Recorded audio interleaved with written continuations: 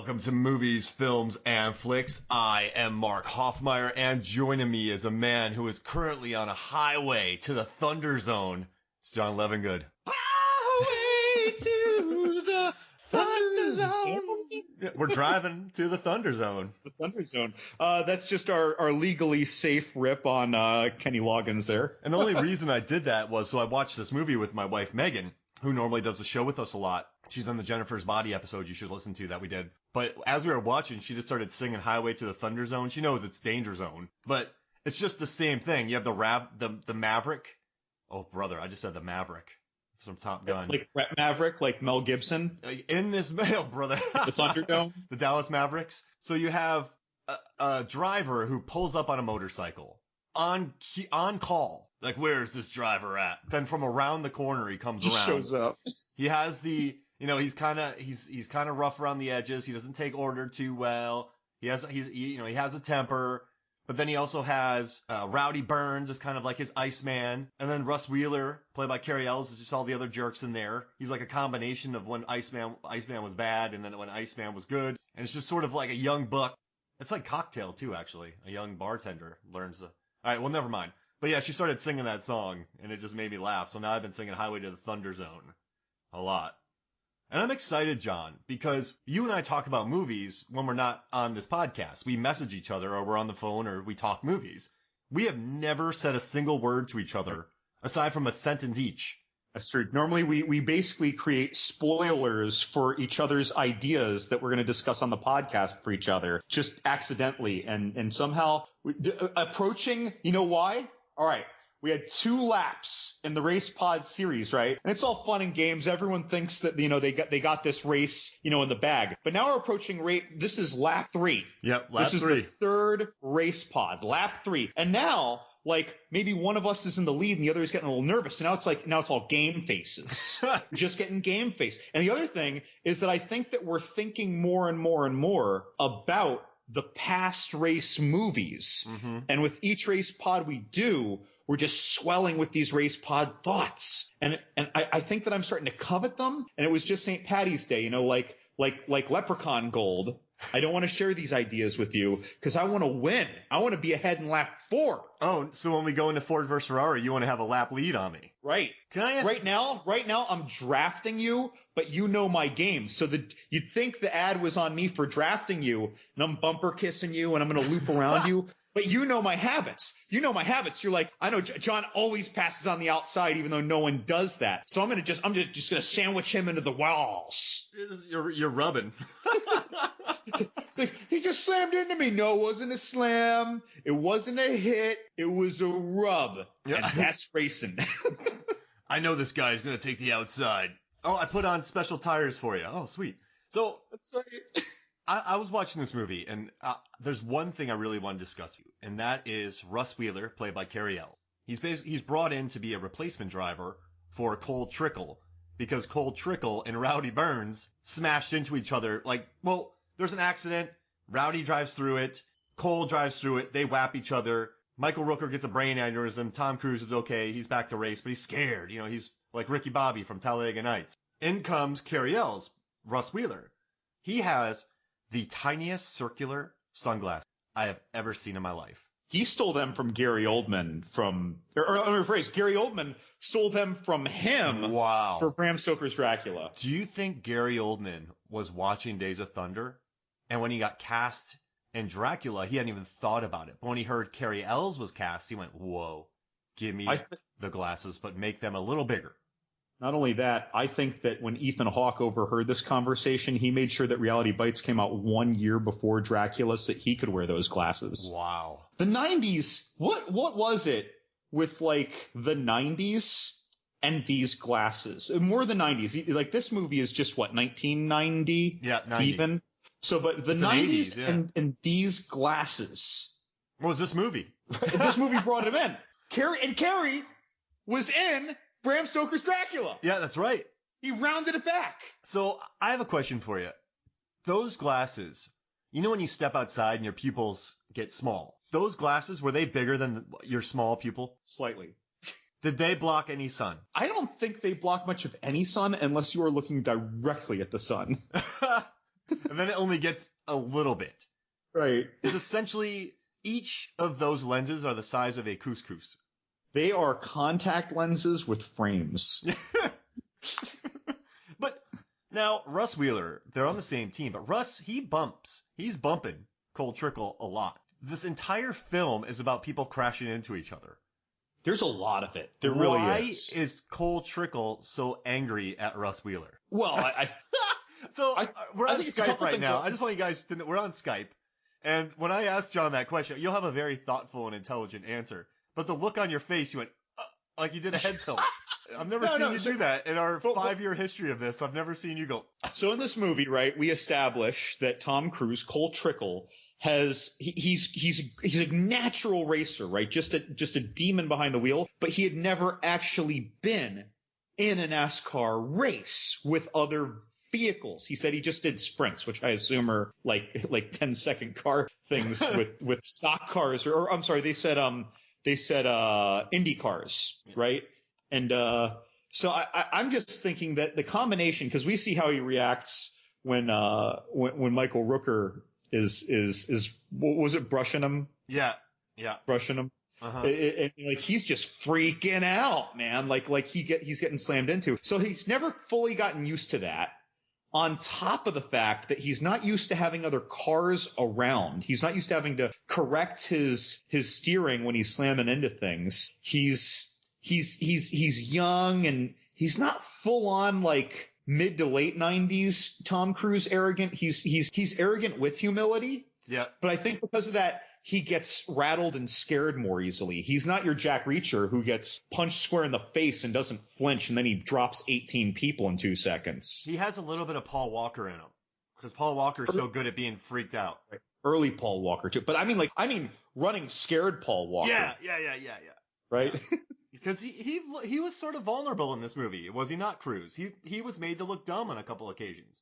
I agree. No. So as we're watching this, it's interesting. Like I found myself really enjoying meeting Tom Cruise's character, Cole Trickle, and he does his drive, but it's like he doesn't ooze arrogance. It's more like he oozes confidence. Yeah, because he is he's in sprint car racing, which is, do you know those little cars that have the big hoods on them and they go around kind of dirt, short oval tracks? You're making this up. No. So they're like high-powered race cars designed primarily for the purpose of running on short, oval, or circular dirt or paved tracks. So if you look at them, they're kind of winged. So when you look at, when they show wipeout videos of these cars, they always show them. I feel like this is the made-up story of what Crawl advanced to after he won the tractor race in Son-in-Law.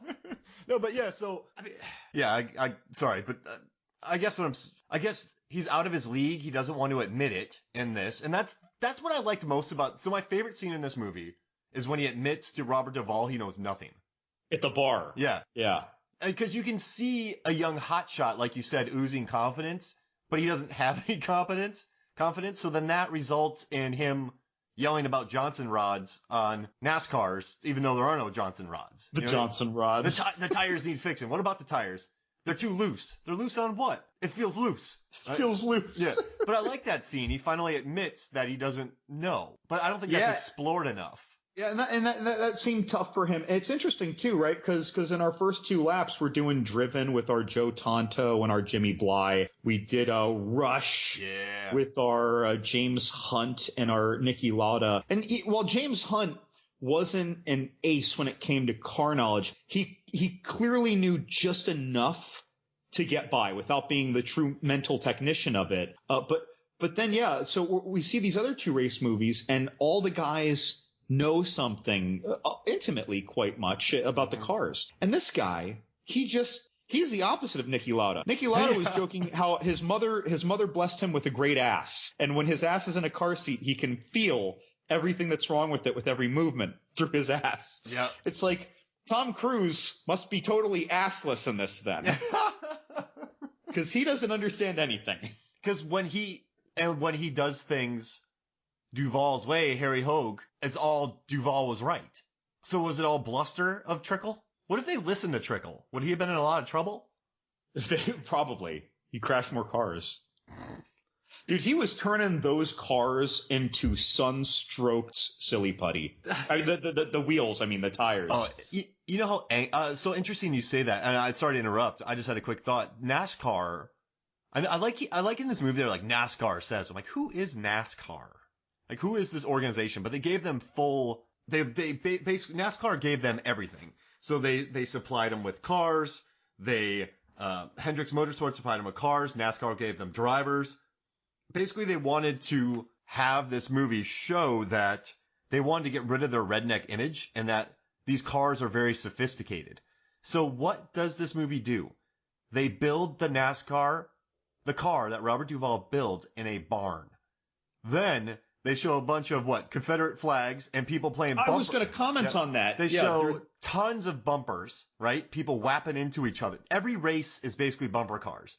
So NASCAR was really pissed off at this movie, and they had to do a gag order on a lot of the racers to not speak terribly of it. But later on, Dale Earnhardt Jr. said it brought a lot of attention to the sport. He was more positive about it. But there were racers like Dale Earnhardt who was like, this isn't bumper cars. Like, you take all the skill out of it. He's like, you go into the wall, you're not getting off the wall. Your tires are done. So it's interesting that they got full cooperation from NASCAR, but then NASCAR did not really like the finished product. If you were NASCAR, so when you go out, you hand people your business card, John, it says NASCAR. Would you be happy with this movie? Boy, my gut answer is no. But I am pleased, though, in the one respect that I think they succeeded in what NASCAR was hoping was the general disposition of the drivers. Because the drivers we focus on are the antithesis of rednecks. Yeah, you're right. I mean, Cole's you know what's interesting, though? He's from California. Oh, a Yankee. And you're like, what? So he's from California, and then you have Michael Rooker, who has a beautiful home, a nice boat. How awesome is it? Like, we've worked with Rooker. Isn't it cool to see him in movies like this with Tom Cruise? Doesn't that make you happy? Oh, yeah. It's funny. I like Rooker's older roles, even though they aren't as magnificent. I like his older roles more, like, the Tombstone, I like his older roles more. He has a solid top 5, Michael Rooker. Slither. Yep. But, I mean, not that was older, but, it's like a lot of his stuff now, they seem to be very supporting roles. Mm-hmm. And, like even in The Walking Dead, everyone knew about him, but that had 8 people before him. Merle Dixon. But no, I guess you're right, though. Going back to that, the characters, Russ Wheeler was kind of like a playboy type, right? With his glasses and his model girlfriend. So I guess they built the drivers as the opposite of that. And even though Cole didn't know anything about cars, they all expressed themselves well, if not articulately or thoughtfully with regard to each other and their situations. I don't know, they were pretty gathered. Like, they all seemed well educated in one way or another, even though Cole was a little rougher around the edges. He was also the youngest of these drivers, probably. It's interesting with the 3 movies we've watched. You have the relationship between Hunt and Lauda, where they went from, not enemies, but they went from, what's the word? Frenemies, right? And then you had Driven, where Tonto comes in. He becomes best friends with Kip, right? And then Jimmy Bly, yeah. Jimmy Bly. And then they start hanging out with Till Schweiger. They all become friends. At the end, they're just high-fiving each other. Yeah. And then in this film, well, Cary Elwes gets shoved off, but you have Rooker and Cole. They become friends. It's a really interesting, in these race movies, is Cary Elwes the antagonist in this movie, or is he just a brat? I think that he is an antagonist for a bit, but he's not the third act antagonist that you never knew was going to be the antagonist. He's really a second act antagonist. The true antagonist in this movie is just Cole himself. Right. Cole getting over himself and learning to work with his team. It's interesting to me that this movie actually felt like it didn't have an antagonist, because even that, it wasn't trying. You were never stressed out watching him go through this. Yeah. And I'm not saying because I've seen the movie before, when you see Niki Lauda, recovering in the hospital and putting that helmet on over his freshly healed burns. Like, that is stressful. When you see Hunt for the first time and he tells Hunt about his struggle and how watching his opponent win what drove him back to heal and get in the car. Like, that was like, whoa. Like, there are no woes in this. They also, I feel like it's almost deliberate. They de-sensationalize the accident and the medical and physical trauma of this film. Yeah. The accidents breeze by. They breeze. Yeah. You leap right into the hospital. You are never left to gasp at what just happened to them. It skips right to the hospital and they're conscious and talking and they're not covered in blood. Like it's in a way it's fine. And it's the middle of the movie. So it's fine too. They never induced cultivated urgency. Never. And right. I think that's its biggest fault. And I guess that makes it good for like an HBO TNT watch. But when we were watching this movie in the beginning, I mean, the sound design in the beginning of this film is beautiful. The sound mixing, the sound editing. I mean, you feel NASCAR when you listen to this film. And you have the driving. You have Robert Duvall talking to a car. You have the first races. You have the along the wall. I mean, it's just, you're really into the racing. But after that accident, it just sort of, you have the relationship with Nicole Kidman, Dr. Claire Lewicki. Then you have the boat scene. It becomes less about racing towards the end, doesn't it? And then there's long speeches about giving cars. It goes, and no one even so he wins that race at the end, but he doesn't win the entire season. He just wins that race. Right. So like you said, it's just very, there's zero stress. And I got kind of, not tired, but do you ever lose interest in this film? No. So before we started recording, I had commented to Mark, guys, that like there was something really weird about this movie, and it's not a weird movie inherently by its content, but like my watching this movie. So I watched it, hadn't seen it in a long time. And I thought it was a lot of fun. Like, it's a fun, energetic, like it was a fun watch. And then I was actually thinking to myself, man, like when I watch this again, because I always watch a movie more than once preparing for a podcast, I was thinking, man, I'm probably not going to want to pay attention to this. But then I stopped it and I started it over because I realized I did want to pay attention to it. I like watching the vast majority of the scenes in this movie. There are no highs, but I usually feel good pretty steadily throughout this movie. The learning about the bumping and seeing his reaction and how he's all irascible and the people bumping into him are smiling, and just his learning curve with that, and Robert Duvall explaining it, and Robert Duvall heckling him with the ice cream in the pit. Yeah. And then he charges him at the end at one point. Like, there are a lot of fun scenes. Again, there are almost no highs, though, including the very end, right? It's not a high, but you feel good. Mm-hmm. And so that's why this is kind of weird to me, because like Top Gun, like you feel elated by a lot of these things, and even these kind of silly bromantic scenes at the end with Iceman, like, you can be my wingman any day. Bullshit. You can be mine. It's like that just brings smiles to people who see this movie. And so that was more elating. Cocktail was more elating. It closed with the big speech about his Irish baby girl when he's standing on the bar. So most Tom Cruise movies, even building up to this, Risky Business, Rain right? Man. They were good at elevating our emotions high after feeling crushing lulls, losing the girl Elizabeth Shue, his anger at his brother in Rain Man, right? Mm-hmm. His all getting kicked out almost in Top Gun, like, and we feel for him, even though we know he'll come back. This averages everything out, but it keeps it just at the happy mark.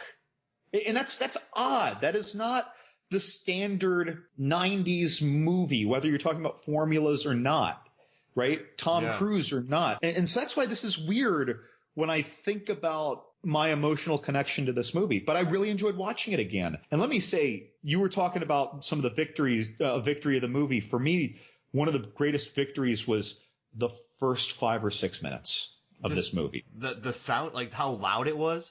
The NASCAR shots, and then we cut to Charlotte, North Carolina. I don't think that was actually Charlotte, by the way. That seemed like it was just somewhere in the same county. Beautiful shots Randy Quaid as a regular guy in this role. You never see that. No. And he did a very good job. I liked his character a lot. And then Robert Duvall is doing the Joe Tonto thing almost. Yeah, no, I don't do that anymore. And he gets talked into it. And there's the skepticism. And I like it when he references his coon dog. Mm-hmm. You know, that's the best coon dog I ever saw. Never heard anything about him before we got him. You know? But all that. No one's ever going to believe a used car salesman.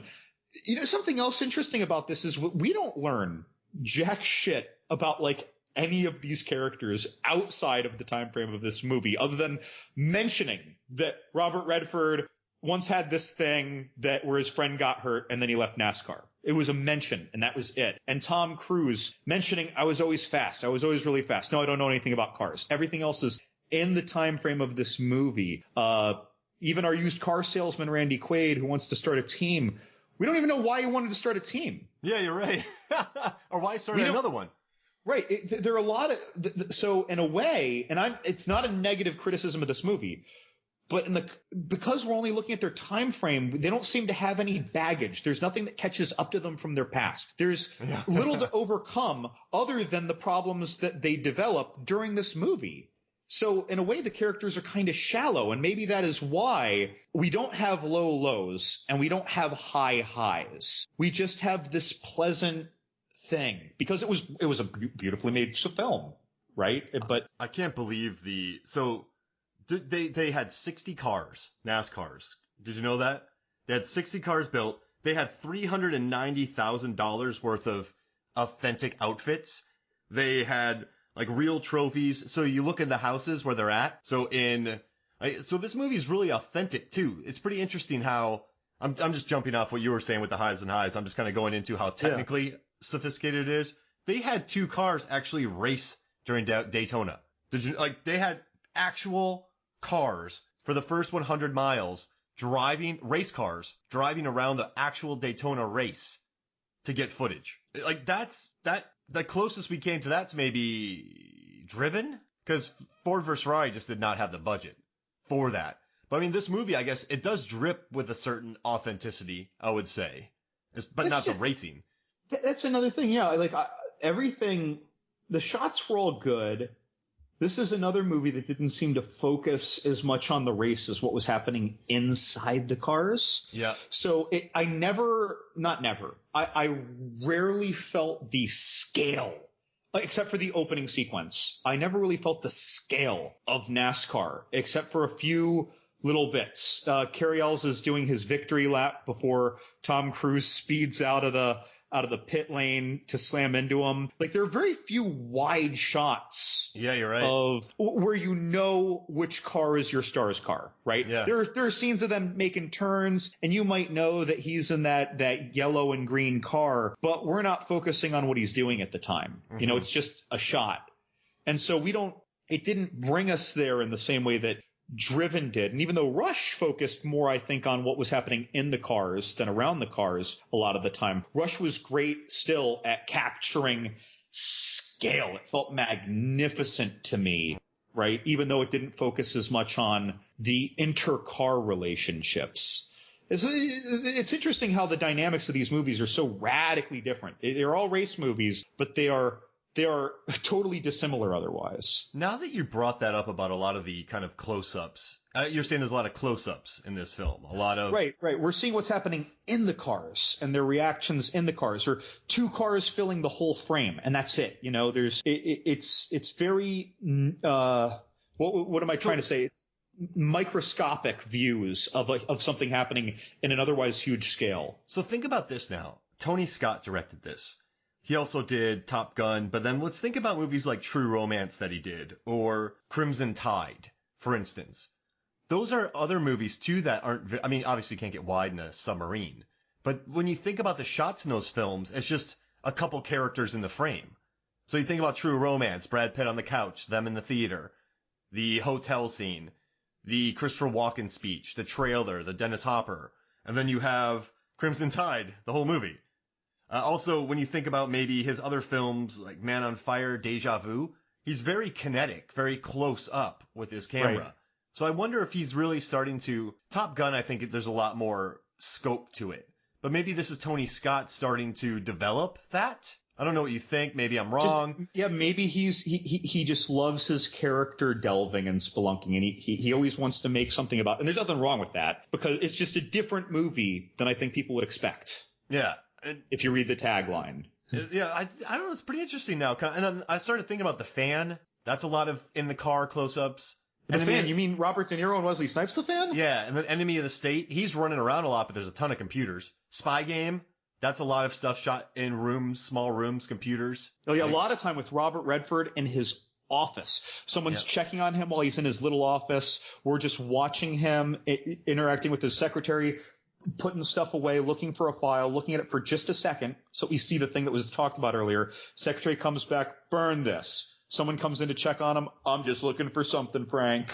Like, yeah, there's a lot of, again, that's another huge scale concept. Yeah, that maybe spent more of its time on the character piece. He also did Taking a Pelham 123 on a train, and they did Unstoppable, but the scope of that's pretty big. But when I think about Unstoppable, I think more about the characters and not the train. I never saw Unstoppable. Oh man, that's an excellent film. Is that Denzel? Yeah, it's really good. I never saw that one. I don't know, maybe that's just the director. But now that you say, like now that I'm thinking about this film, the shots that go into my head are the ones in the bar, or where they're racing in their wheelchairs, or she's checking him up. There's a lot of very, it's an interesting point. Like when he won't let that guy get sugar for his coffee because he's talking to Nicole Kidman. It's an interesting palette that I remember, an interesting shot style that I remember. I was talking about highs. My biggest high was probably when they were racing the rental cars. Oh yeah. That was the most exciting racing of the movie. Yeah. They became buds then. But like, it was farther out from just the two cars in the frame necessarily. Like when they were going over that bridge and around that truck. Yeah. Like that was the most exciting thing that happened in this, that and the wheelchair chase on race, right? Just the fun of that. That was the moment where I might have gotten carried away in the fun. Now, let me ask you a question. Did the guy who was pushing Tom Cruise's wheelchair, he purposely bumped into Rowdy's wheel, and he looked angry at Rowdy, the guy pushing Tom Cruise. So from straight ahead, Michael Rooker's in a wheelchair and being pushed. Tom Cruise's wheelchair comes around a corner and they bump. And the orderly of Tom Cruise's, who's pushing Tom Cruise in that wheelchair, gives Rowdy Burns a dirty look. I didn't notice that. Yeah, you think he was a fan? Yeah, I mean, he bumped him, and then he looked annoyed. It was that guy's fault for bumping him, then he looked annoyed at him. And then they raced in their wheel. Why did they have to go to a meeting together to be checked up? You mean after that, the dinner? Remember when they went together to go hear about their brains? Yeah. I can't recall a specific reason, but it made it more about their journey together, I guess. And I was thinking about this. They obviously they did a lot of bumping, but that accident where they both got hurt, it wasn't because of their anger. They were just driving through an accident, and then they were kind of talking to him like this was your guys fighting, but that wasn't an instance of that, right? Yeah. Yeah, that's right. Yeah, well, I think that the I don't know, that was some NASCAR commissioner, that guy. I can't think of his name. NASCAR.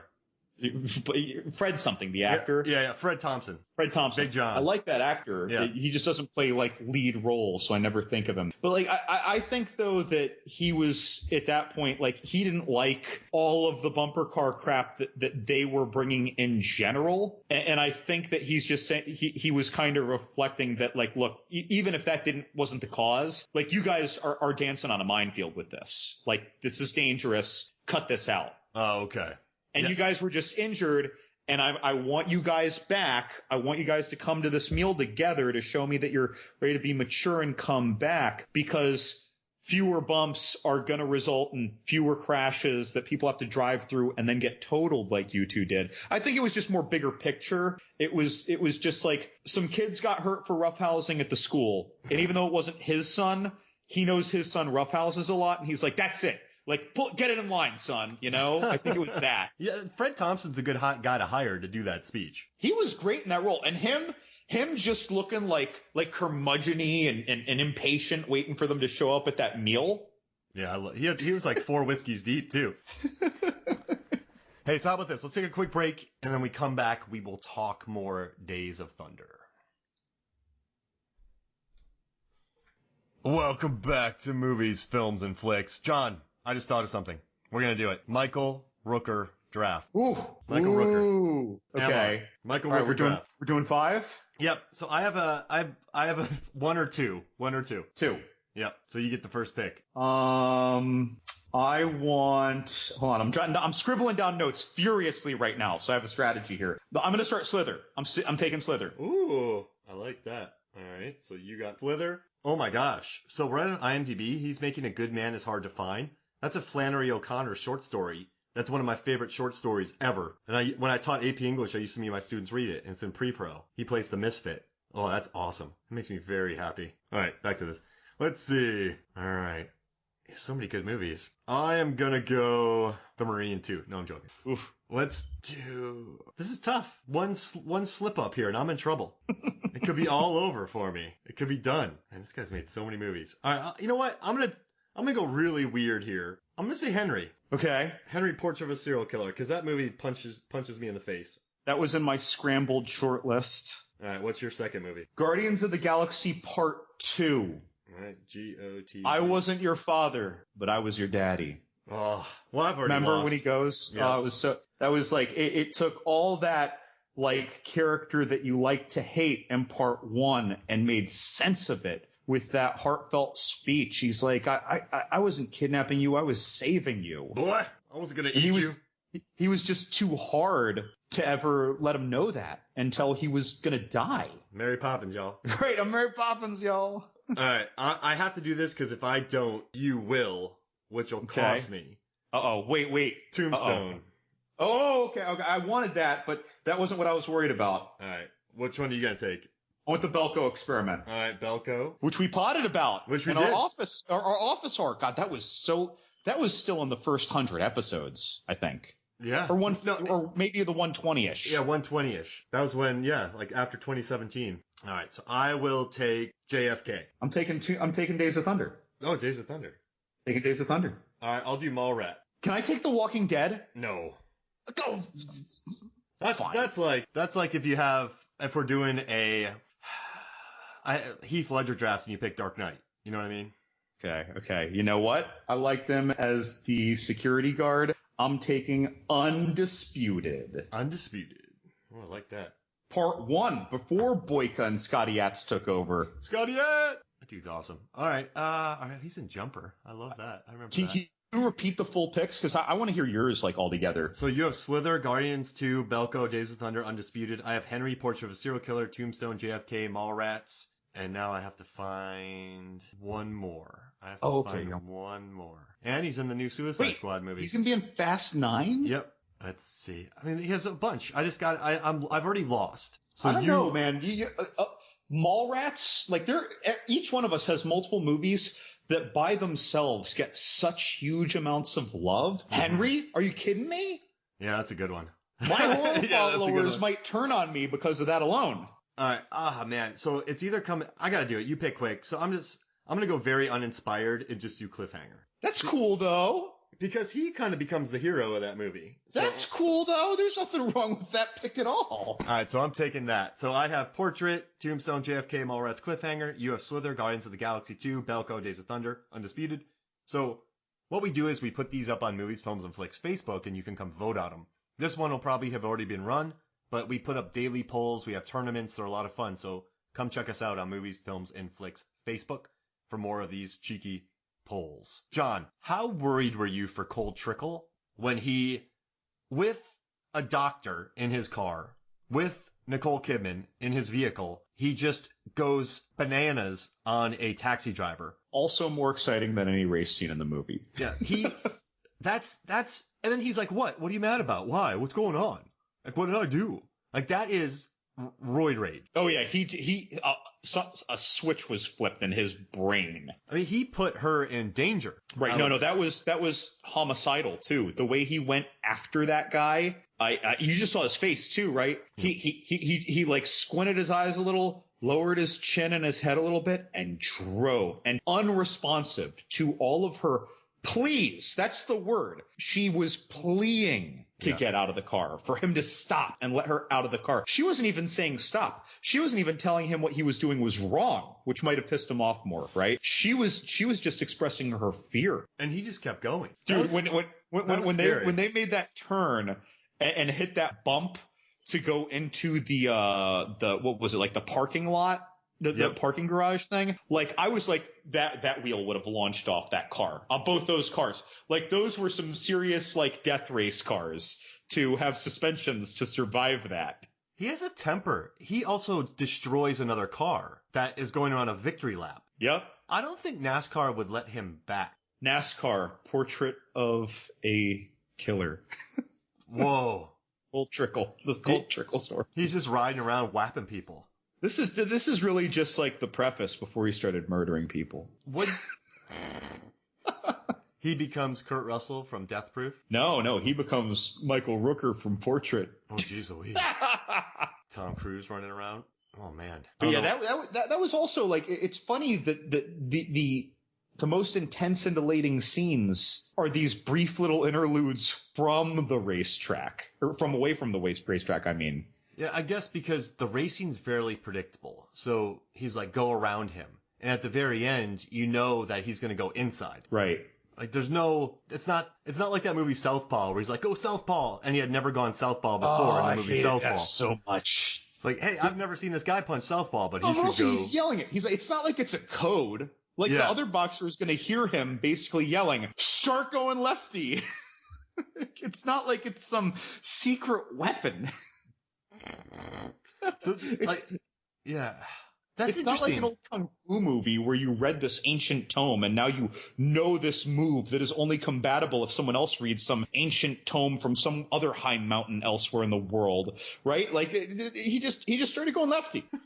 Thought you were the other boxer? Oh, okay, cool. And he yelled it. That's like yelling, now do an uppercut. Oh, I don't know how he saw it coming. Now do a hook. Oh, how do you see that coming?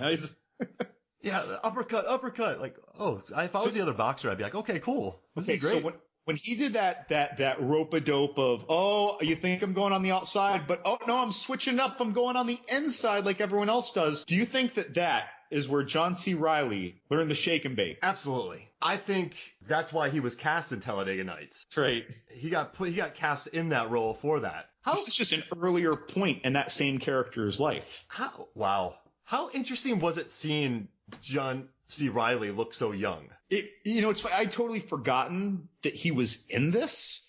So when I watched this again and I see him in there in one of the early scenes, right when we first see meet Tom Cruise, Cole Trickle, we see John C. Reilly. It's like, wait, what? And what's funny too is that when they introduce themselves, and I don't remember his name, but it's like Buck Bennington. I swear it's Buck something. Buck right? Brotherton.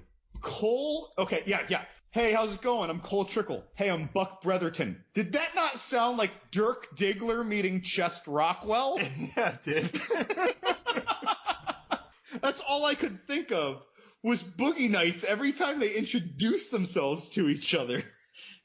Do you think he had a lot of his scenes cut in this film? Because he's clearly a part of it, but he's not. He's thoughtful. He's always thoughtful, too. That scene on the bus where he's talking about his dad. But then Tom Cruise automatically knows the guy's last name. But he's pretty self-absorbed, so I don't think he was too worried about who Buck's dad was in the beginning. Well, and he's building the car with Robert Duvall. I love that narration about what he was going to do, because it came shortly after the conversation of, well, a stock car is a stock car. It's stock. They're all the same. It's not going to be beat by another car. He's like, well, that's what the rule book says. And then you see him like getting into his thing, like him talking to that car frame in the barn. That was like Kurt Russell, like gripping the soil and the battle. Or no, I'm sorry, not Kurt Russell. I got total brain fart there. Russell Crowe. Russell Crowe, squeeze, rubbing the dirt in his hands before battling Gladiator. Oh, yeah. Just absorbing what was in front of him. Like, I don't know, and that's what I don't know why I thought of that, because they're totally dissimilar movies and concepts, but the way he was just narrating the way this was going to go. First, I'm going to do this. I'm going to take an inch off the front. That's going to give us 15 extra horsepower. You're going to glide. I'm going to, he's just saying all these things. He's waxing poetic about the car that he hasn't even started to build yet. And John C. Reilly is there with him, right, to do this process. He didn't get one single line in while they were doing that. And I guess the biggest speech he has is in the bus. And you know that lady that was in there with the bus? She was dating the producer. So Bruckheimer and Don Simpson, you know, the power group that did Bad Boys and Top Gun and Beverly Hills Cop. She was dating the producer, but then they broke up and she married Tony Scott. Interesting. Yeah. And that's why she's in this. Well, just that one scene, because we never see her again, do we? I don't think so. Yeah, no, I just thought that was interesting. But no, I like having him in my notes. I wrote John. Let's see what I wrote. I wrote John C. Jawline because he's so young and trim in this movie. Yeah, I'm not used to that. No, but I dig it. Yeah, he was usually a thoughtful character though. Even when he first meets him, like, you know, it wasn't just like, hey man, what's up? Again, taking the redneck out of NASCAR, like all that opening scene, by the way, like everyone was speaking eloquently and thoughtfully without being hoity-toity, right? And nothing ridiculous. It was just a bunch of people. It was like being at a street corner on Wall Street talking about NASCAR. You know, like a bunch of sharp people who knew what they were talking about and had gathered well put together thoughts. It's kind of amazing that they left the Confederate flags in there. Like, dude, like 4 or 5 times we see it in the center of a frame flapping in the wind. That's so interesting. And they wanted to get rid of the kind of, I hate saying the words, but they wanted to get rid of that stigma. And then they show it front and center in the beginning of the movie. All right, I guess moving on. What do you think about the scene where they get pulled over?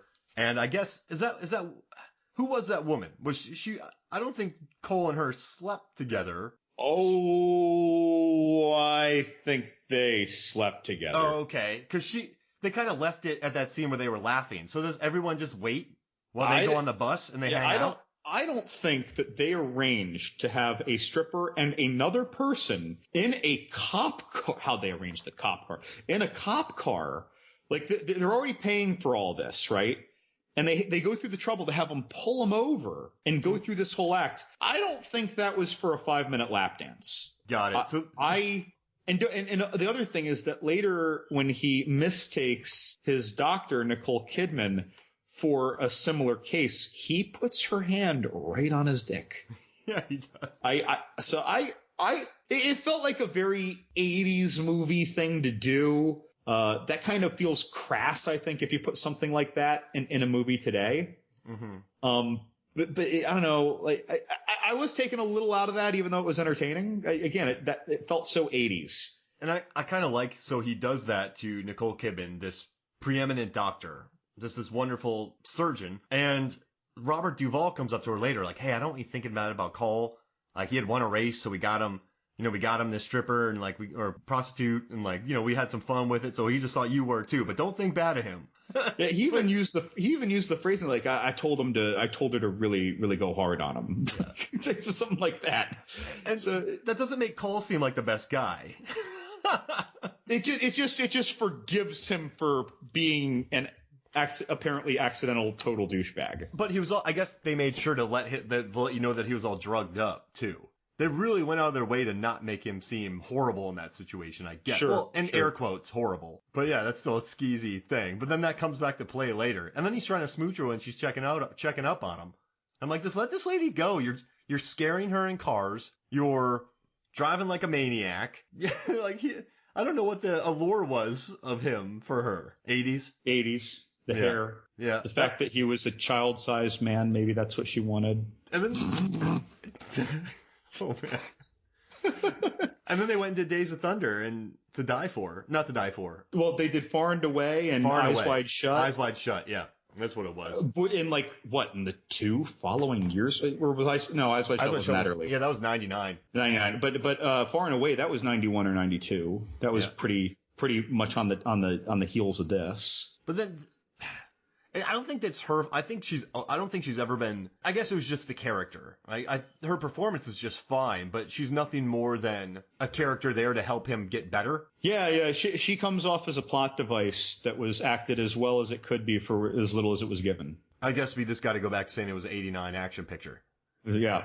But this is. I think you're right though. This is a weird tentpole of a summer film.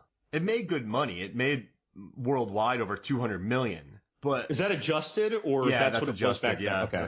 But so I mean, that's not much for a Tom Cruise picture in '90. Like, I don't know, audiences didn't really flock to it. But can you blame? I mean, this movie was not a dud. It just wasn't the blockbuster they hoped it would.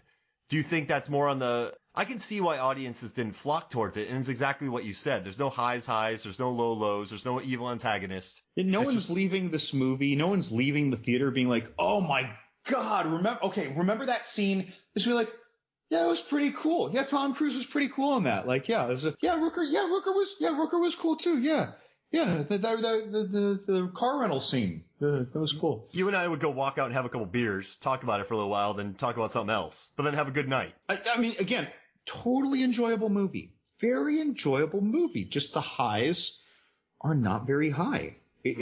Unusual movie like that. I like seeing a sassy Cary Elwes, though. What did you think about his underwritten villain role? God, it's funny. I had totally forgotten that he was even in this before preparing for this episode. And I remember when you first started talking about he was in that. And then I'm watching, I was like, oh yeah, he's in this. Oh, he's in it a lot. Oh wow. He's okay. He's the dread pirate of this movie. And yeah, interesting. When we first meet him and Cole's on the phone and he's kind of dismissive at first and he's like, it's very much an honor to, drive your car and represent you. And Cole just dismisses it. But when he said that, I swear it felt like Sheen in Wall Street right before he pulls his coup. He just hated Cole immediately almost. It almost felt to me like he was trying to hint at him that he was going to screw him over. The way he said it, I can't even hide the dripping villainy, from my twirling mustache. And the thing about Cole Trickle is he wasn't a champion. So in Driven, Till Schweiger had won the last few races, or James Hunt and Lauda. These weren't people, he's a teammate, and Cole isn't even a champion yet, but yet he hates Cole. But Cole was advertised by the announcer during a race as the hottest new rookie.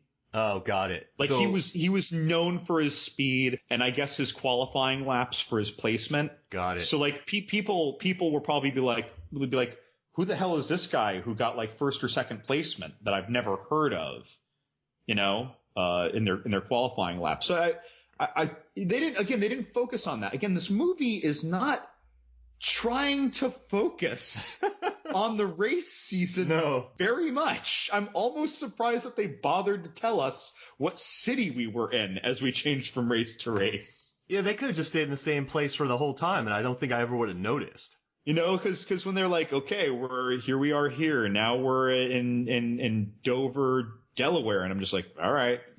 I learned some interesting facts, though. So in Daytona, the turns are at they're 31 degrees and they're almost 3 stories high. And there's other tracks that are much longer, and then there's other tracks that are shorter. So the speed differs big time in some of these races. I never knew that. Did you? No. Now, I know every IndyCar track is different. I know Formula Ones are different, but I guess I never thought that about the speedways. But I'm glad, so I know that now. I'm pretty happy. So yeah, not talking about Formula One again, back in Rush, they weren't giving us text boxes at the bottom of the screen.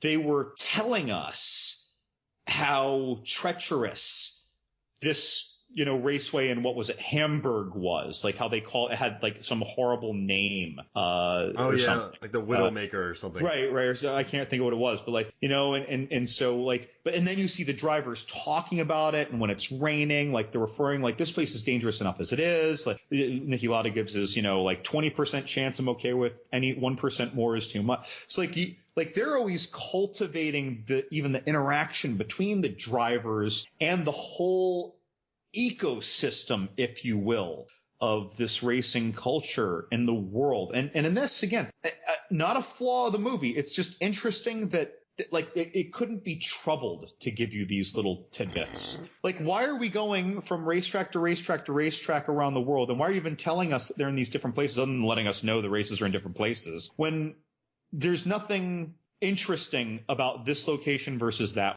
so-and-so is undefeated on this track, that this track is particularly difficult when it rains, that the whatever the reason. You know,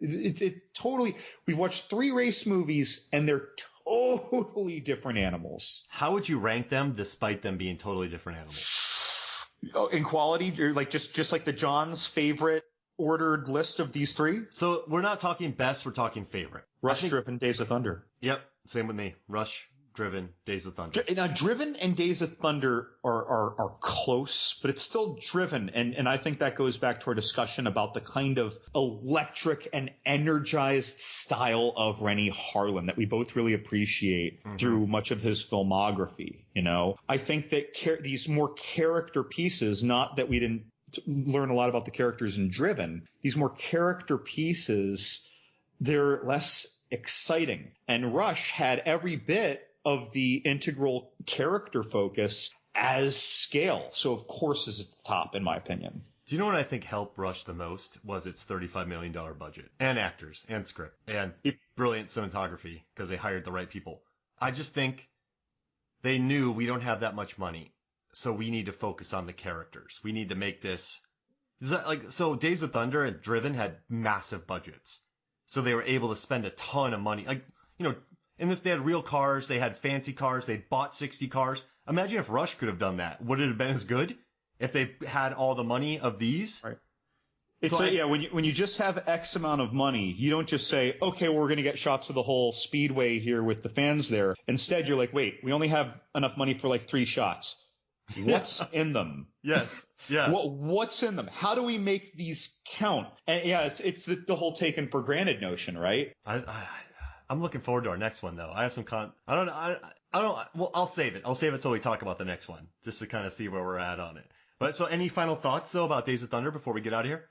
Yeah, I ranked this in the bottom 3 of our 3 laps of the race pod so far, or the bottom of the 3. But again, I enjoyed watching this the first time in the past week, much more than I thought I would. And I always liked this movie when I was younger. And then the second time I thought, what's this going to bring to the table? And yet I still enjoyed it quite a bit. This is like an awesome coronavirus self-quarantine afternoon movie. Right? Because it will absolutely be satisfying. Yeah. But like I say about so many other movies, especially in my written reviews, do not make this your popcorn feature of the night, because you won't be elated, excited, scared, emotional. You're just going to be, yeah, that was nice. I enjoyed that. And so I think this is the build-up to watch Rush. It's the build-up to watch Driven or any other Tom Cruise movie. Yeah. No, I think you summed it up perfectly. And I think this movie, you can tell, came from a place of love, because Cruise was with Paul Newman one time. They went to the racetrack. Cruise went around the track at 185 miles an hour and went, we have to make a movie about this. So he has a story by credit on this. Interesting. As well. Okay. And then also, the guy who wrote it has an Oscar. So Robert Towne, who wrote the screenplay, he wrote Chinatown. And he also wrote Mission Impossible 96 and Tequila Sunrise. Well, and he wrote Mission Impossible 2. But yeah, he wrote The Firm as well. Oh man, Tom Cruise loved this guy. Yeah, one other tidbit, because we mentioned, we glossed over a lot of the scenes that included what I'm about to mention. But this movie was great at amusing pit drama. Oh yeah, the ice cream, that kind of stuff. Oh, right. The tires. So many gags with the pit drama. But what's interesting, all 3 of these movies had very different kinds, right? Very different kinds. The pit drama in Rush was more stressful or paranoid, or what's he doing? Yeah. How is he getting out before me and I'm still sitting, it was stressful. And then in Driven, the pit drama was more about, quick psychology sessions with Kip Pardue, with Jimmy Bly, when he's coming in. It's like, dude, you got to get your head straight. This, that, and the other. He's not listening when we're on the microphone. And this, it's more about antics and temperament. And, so yet again, these very different flavored movies, they're all great with their pit drama. Like they all knew that the pit is an important scene for all of us. But why is it important? It's very different. It's the same thing, but it's a totally different device in these different films, which makes me wonder again, when I reflect, I can't think immediately, but when we get to our lap 4, what the pit drama was like in that. I hardly remember pit drama.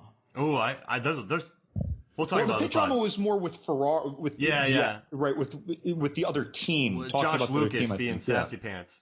Oh, that's right. There was that. Oh, we're gonna get it. We're gonna get there. Yeah, we're gonna get there. I love that movie. All right, but this was a lot of fun. I hadn't watched this before. You brought this up and recommended it. I enjoyed watching it. It flew by. It did exactly like you said. And just because I put it at 3 doesn't mean I disliked it. Right. It's just a good, like you said, afternoon, rainy day. Put it on when you clean the house, or you're really tired, or you're reading a magazine. And that's not a knock on it. It's not. And it's just a fun picture. And I also like that we've covered NASCAR, Indy, and F1. Right. I love it. We've covered 3 different things, 3 totally different movies. So I think it's worked out. It's kept it interesting. So we're not talking about, we're definitely not talking about the same thing over and over.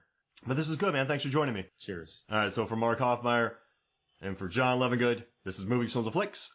We'll see you next week.